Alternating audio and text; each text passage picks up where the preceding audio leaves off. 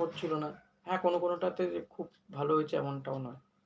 এলাম যে ফুটবলটা আমার প্যাশন, ফুটবলটা নিয়ে আলোচনা করি, ফুটবলটা নিয়ে থাকি। কোথায় কি? ফুটবলই তো বন্ধ হওয়ার জোগাড় হয়েছে। তো খুব ফ্রাস্ট্রেটেড লাগে নিজেকে যে কি আলোচনা করতে এলাম, আবার কি তাহলে পলিটিক্স নিয়ে আলোচনা করব? জানি না, সত্যি জানি না কি হবে।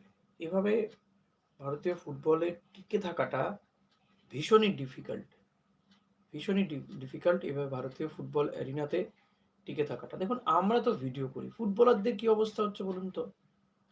ফুটবলাররাও ভীষণভাবে চাইছে যে ফুটবলটা শুরু হোক। তারা অনির্দিষ্টকালের জন্য তো বসে যাচ্ছে, তাদের ফিটনেস লেভেল কোথায় গিয়ে দাঁড়াবে? এবং এই আইএসএল থেকে কত টাকা, কত প্লেয়ার, যেমন কত সাপোর্ট স্টাফ তারা যুক্ত, কত মানুষ এর, মানুষের রুটি রুজিটা জড়িয়ে রয়েছে, সমস্ত কিছু এক লহমায় বন্ধ হয়ে যাচ্ছে। এটা কি